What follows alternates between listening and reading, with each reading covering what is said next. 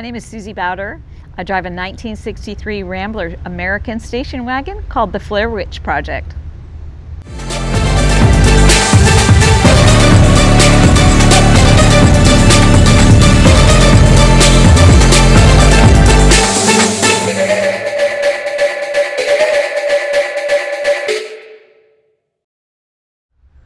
I get asked a lot about why a Rambler wagon. And it's not really about being a Rambler so much, although my grandmother did have a Rambler. I think everybody's grandmother had a Rambler. It was more about having a wagon. I wanted something at the time when I got the car, which was somewhere around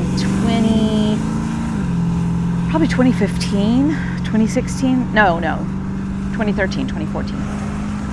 My grandkids were young enough, and I thought, oh my gosh, how fun would that be? Good Guys was letting kids on the autocross if they belonged to you. I could put my grandkids in the back seat and still have all my chairs and my Easy Up and whatever else I wanted. I wanted a station wagon. But I quickly realized that the station wagon I thought I wanted, which was a Falcon, because I grew up with Ford Falcons, was going to be way too expensive. So I just started looking at short wheelbase wagons so that I could carry my gear to the track and not have to worry about wagons and pickup trucks and all that business. We went found the ad, called the guy, said, could we come up and see it? $700. And he said, yep, it's not running. I said, well, I didn't figure it was. Cruised up there with a trailer, and he took us back to the very back of a trailer park that had like camper storage back there, and it had a blue tarp over it. The engine and the transmission were in the back seat. And they had been stored there or under his physical trailer home for, I think it was 20 plus years. And he was an older guy, was gonna do something with one day, and just never really got around to it. And I told him I thought I was going to keep it pretty original. Little did I know. And he was thrilled. And he's followed the path of it. I don't actually know if he's still alive, but he did. I know he knew about the car going to SEMA in 2017. So I wouldn't say that I am an attention-seeking person. However, that might be a lie, because I built one of the weirder cars out there. I knew I wanted a wagon. I knew that part was going to be unique. But then when I got the Rambler, it was so different. It was less about being a station wagon, more about being this unique vehicle. And, it's not, you think it's maybe going to be less expensive to start with something that costs $700. But when you start with a weird platform, there are no parts. There is no going to year one or whatnot like you would if you had a Camaro. But this car has taken me places I never thought it would. It has introduced me to people, famous people who have stories to tell, because this truly was, the Rambler was really the Pinto of the 60s. Everybody had one. It was built in several different platforms, including a two-door coupe convertible. Everybody knows somebody who had a relative or had themselves had a Rambler. It was just that ubiquitous. Originally I think it was really about being an affordable station wagon, and then it suddenly kind of morphed into being something just really different and unique. And like I said, it's introduced me to some amazing people. It's taken me places like SEMA twice, Jay Leno, Hot Wheels. It's just taken me all these places that I would have never been if it was a Camaro or a Mustang, or even something like maybe a Vista Cruiser wagon or something. It's a Rambler. It's unique, and Rambler people are unique. So originally I said, I got the car and the motor's in the back seat and the transmission, which, by the way, it was a 3 in the tree, 3 in the column. The transmission was about the size of a children's shoebox.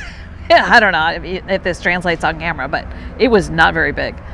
And it had a flathead 6, which I actually paid the money. I thought I was going to keep the flathead 6 and the 3 in the tree because I knew I was never going to get it out of first gear on an autocross. And I paid a pretty famous hot rod builder in Northern California to redo the engine. They bored it out and basically took it down to a sterilized block. Bought all these parts, spent an obscene amount of money, and then realized that I was probably going to get for several $1,000s, I was probably going to get 90 horsepower. And I started, probably to my detriment, what reinforced that was that I started driving Rodney's LS swapped Camaro on the autocross, and I realized, crap, it's not going to be about being a beginner in an under horsepowered car with 3 in the column. I'm not going to be that person by the time I get this car. So I think we're going to have to make some changes. So the original motor that we put in it was a 5.3 liter LS stock, and I'm going to wait.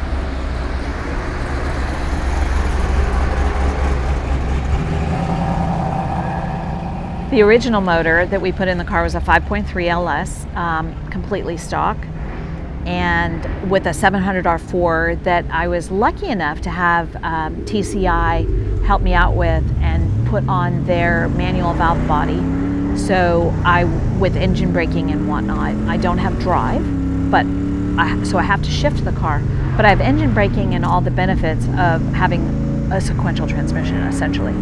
So they built me up a torque converter to map with that, and it was great. I really liked it.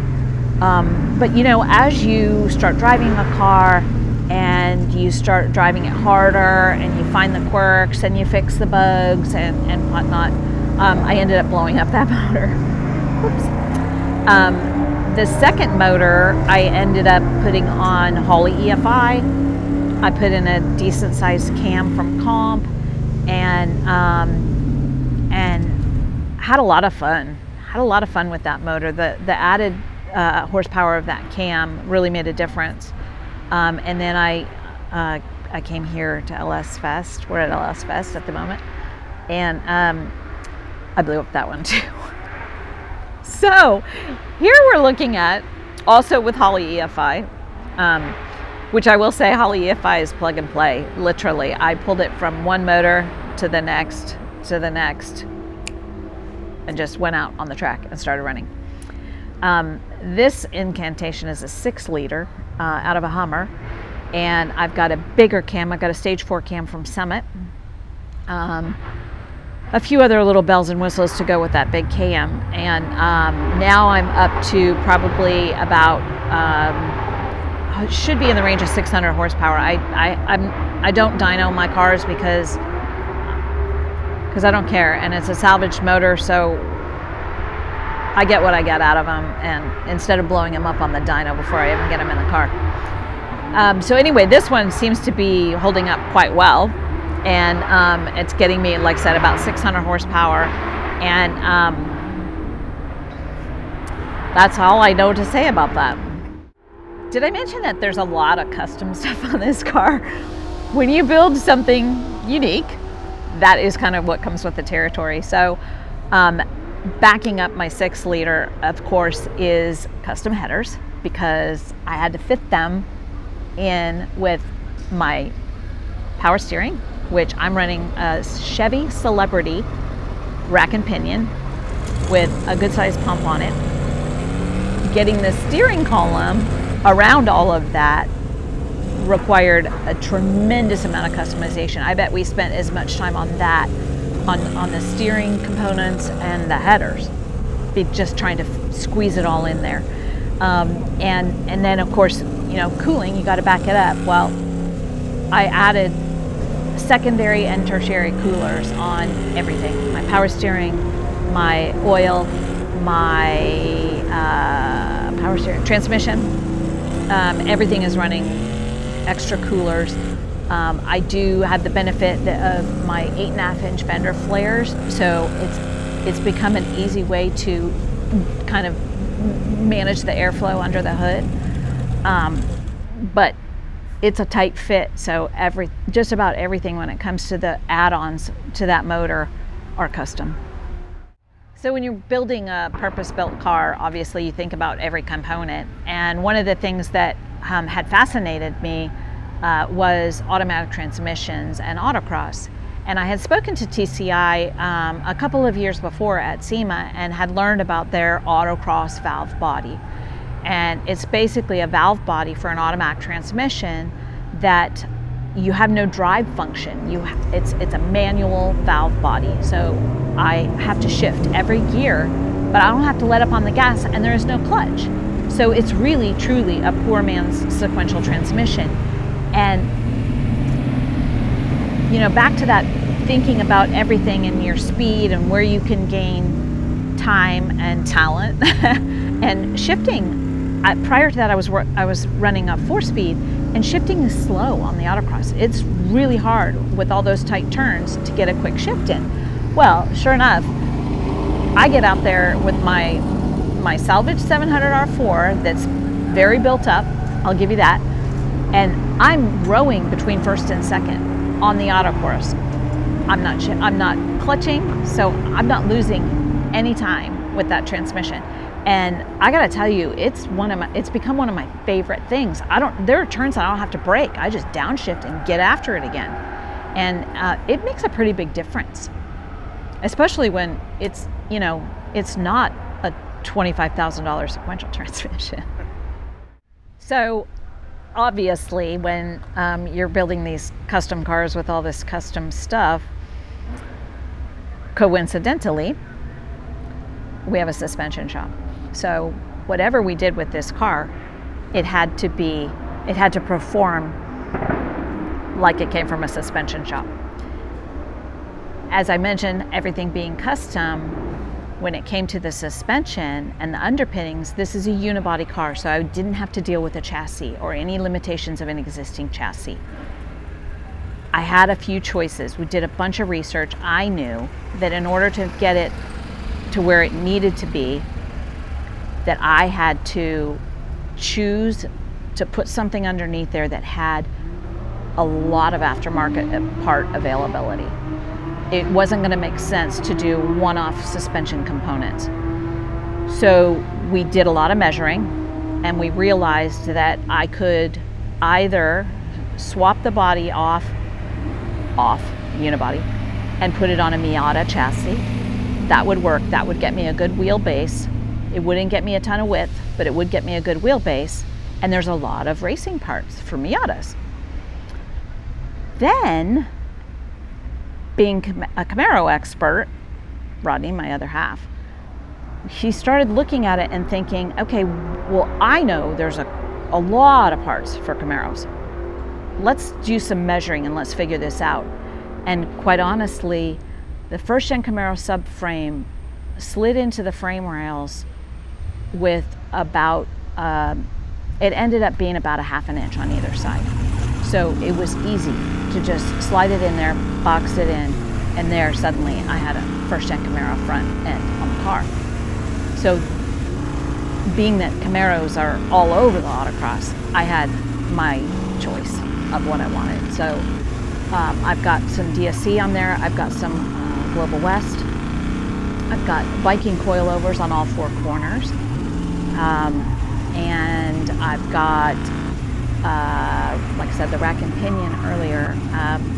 That basically I'm running what any fast autocrosser in a first-gen Camaro is running under their car. My shocks right now are triple adjustable Vikings, and I run 1,100 pound spring rate in the front, which sounds crazy, but if you watch my car, I do not dive into corners. I'm flat like a snake in the grass.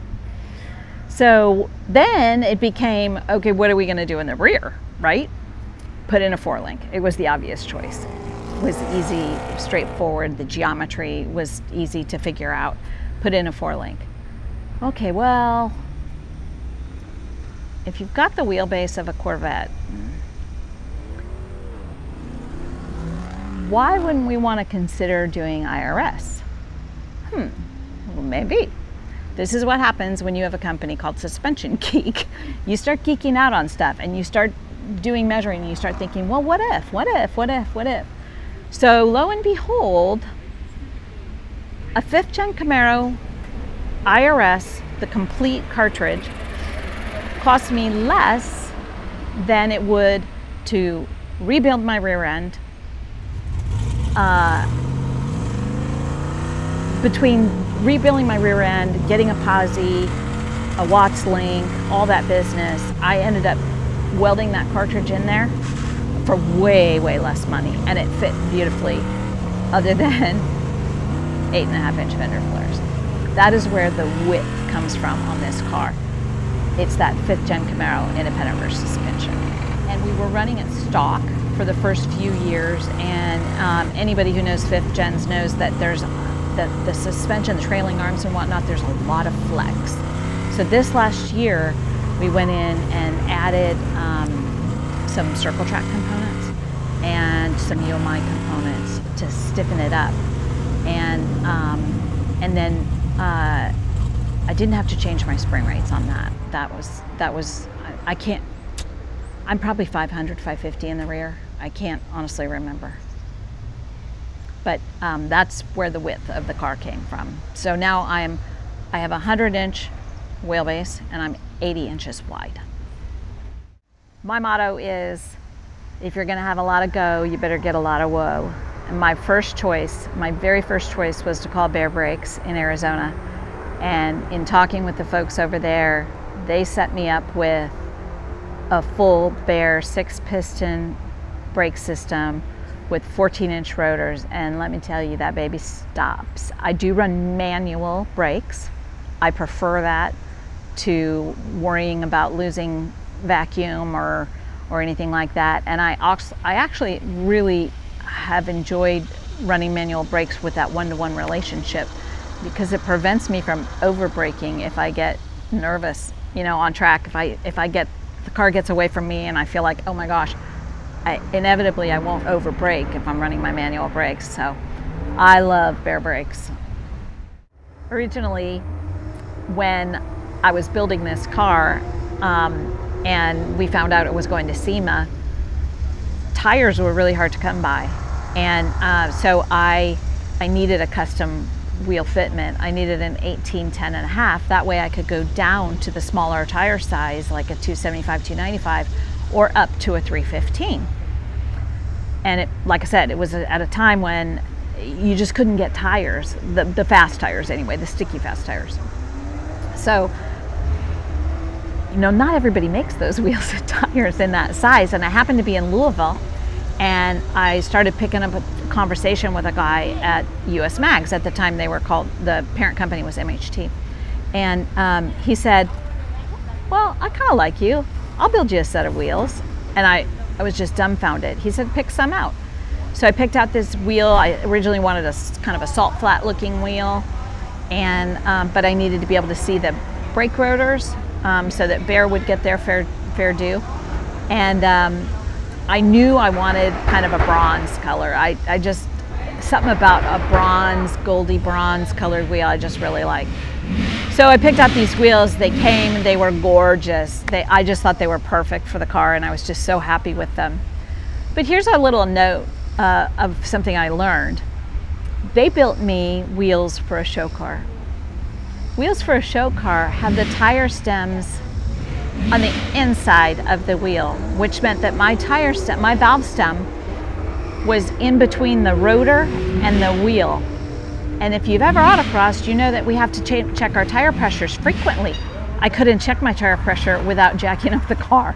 So it just kind of became a little bit cumbersome. I ran them, I was thrilled with them, and at some point it just became, it became very difficult. So I happened to be talking to Rocket Racing Wheels, and now tires are more available, so I can use a more off-the-shelf size wheel. And I'm now running an 1811 with 315s on all four corners. I am currently running the Continental tires, the Extreme Contact Force EC Force tires, which are endurance tire. They take a minute to heat up, but I have enjoyed these tires so much because I'm not going through tires as frequently. It's an endurance tire. It's built to last. And I like to give rides. I like to do charity events where we get a lot of runs so that we can give a lot of rides to kids and women and, you know, groups that are underserved in motorsports. And I could not be happier with running the Continental tire. It's actually been amazing for someone like me who just likes to take a lot of runs and is often on crummy surfaces. So now I'm running 1811 wheel from Rocket Racing that I feel like originally I was on the fence about how I thought it looked on the car, and we put them on, and I'm not powder coating, I'm not doing anything to them. I think these wheels look like they deserve to be on the car. I get a lot of comments about the color of my car, and I will tell you, first of all, it's PPG paint, so it's going to have that deep, rich, you know, pretty color. It is a 1930s Ford color called Washington Blue. It's been around the block forever. It looks a different color blue every time you see it, and it just catches eyes, and yet there's no metallic in it. It's just a very simple navy blue. And the top is called white suede. It's a Ford fleet color. You get vans and trucks with white suede. Very straightforward. Originally, the color of the car was beige. I like to call it masking tape beige. It was a faded color. And truth be told, I never intended to paint the car. It was my race car. What do I care? But if you get invited to SEMA, suddenly you got to step up your game and have a pretty car. So luckily for me, I have not only a highly functional car, but a beautiful car. Well, you can't call a car the Flare Witch Project without talking about the flares. This car has 8.5-inch all steel flares. When it comes down to building something like that, you do a lot of staring. We sat in the garage, we stared at the car for hours. The flares in the rear of this car go through the back door, which is way beyond my pay grade. So at some point we came to the conclusion we were going to have to talk to an engineer, and I was sitting with a guy named Rob McGregor, who owns No Limit Engineering, who is an engineer and a master fabricator. I made sure to get him 2 or 3 beers, and then I said, "Hey Rob, I really need flares for my wagon." And he said, "Oh, you do you?" And I said, "Yeah, and SEMA's in like 6 weeks, so I kind of need them tomorrow." And he laughed and he said, "I'll do it." And if anybody who knows Rob McGregor knows he loves a challenge, and he is the funniest guy, and he's got a story to go with everything. And he told me a story about building flares for a Toyota race team some 30 years ago, and it just all became this thing. So he said, "You got to get me some measurements." And I said, "Well, how do you want the measurements?" Because at the time I lived in Middle Tennessee, and he lives clear up by the Smoky Mountains. Well, just take a bunch of pictures with measurements. So I whipped out sewing measuring tapes, and I taped them with blue painter's tape all over the front, all over the rear, so that he had multiple angles to see multiple measurements. And do you know that it took him about 2 weeks? He built the flares. He didn't even see the car until the following year. He never saw the cars. He built the flares, brought them home whole, you know, made some cuts and made some inroads to have them flow and whatnot, and that's how they are. They are steel fabricated fender flares that are 8.5 inches long. When it came down to the interior of the car, of course, I know that doesn't look like it, but this is actually a budget build, and I can sew. So as was evident in having enough sewing measuring tapes to be able to help Rob design my flares. I can sew, and I thought, well, if it's gonna need a full-blown interior, I'm gonna have to cover it myself. So I did, which is really nerve-wracking when your car's going to SEMA. It's nerve-wracking enough to have a home-built car at SEMA from, just Suzy and Rodney in their garage, not some big high-end builder. But then it's another thing to upholster it yourself.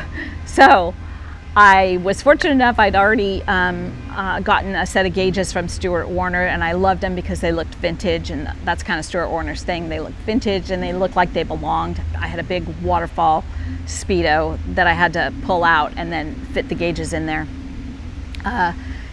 My car has the original radio. Originally, it went to SEMA with matching interior all throughout. I had some EMPI seats that had some bolsters, and they were low profile because originally in the car I didn't want to be able to see the headrests through the window. I wanted to have that open sight line. You start racing and you realize that's not gonna cut it, and I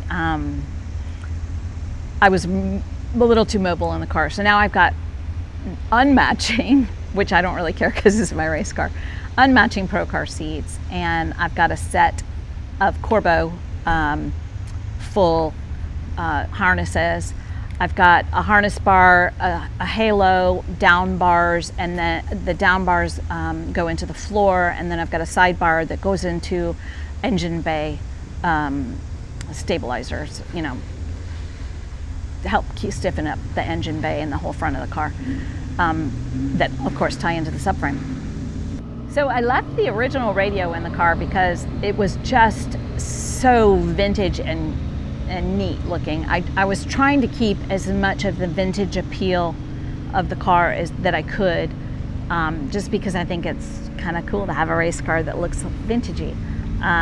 So I kept the original radio. It says Rambler across the front of it. I did take out the aftermarket 8-track tape player that the previous owner had. I decided that probably wasn't going to help me on the racetrack or keep a vintage vibe. Well, for some it's vintage. My car is almost 50-50 weight balance. So my Optima battery is in the middle of the two front seats.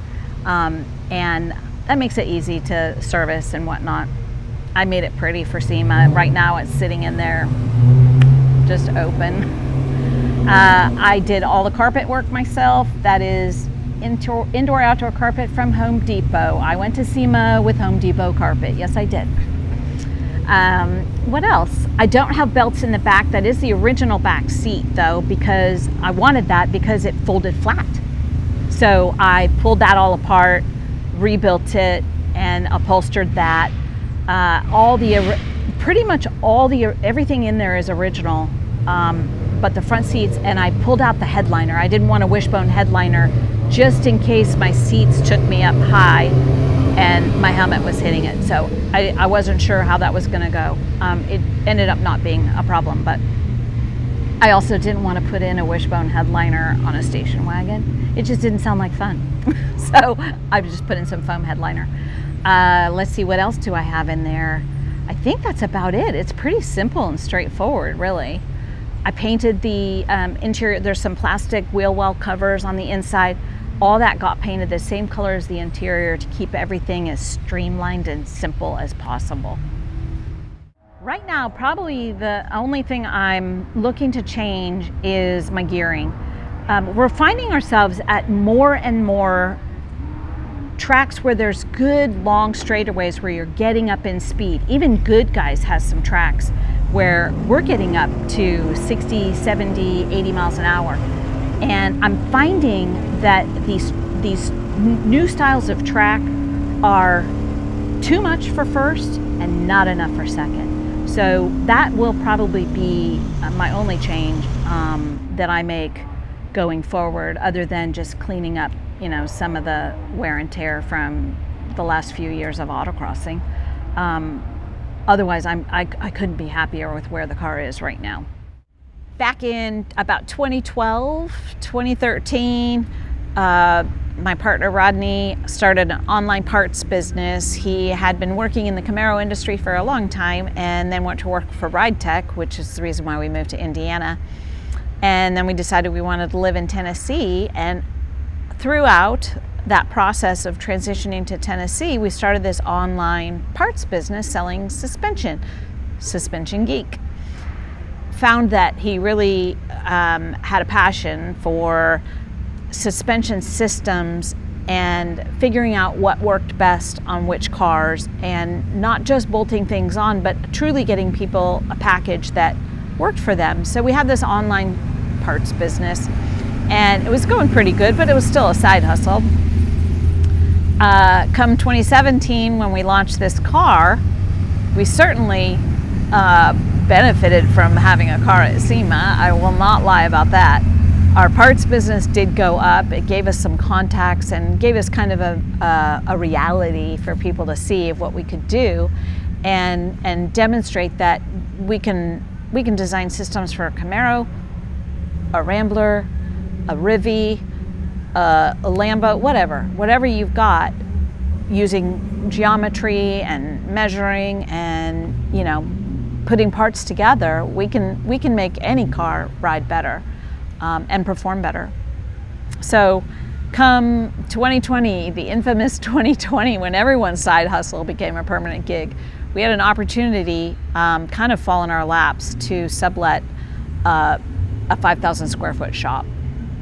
And it was going to be a do or die, because everybody had to find a side hustle, and most people had to make it real.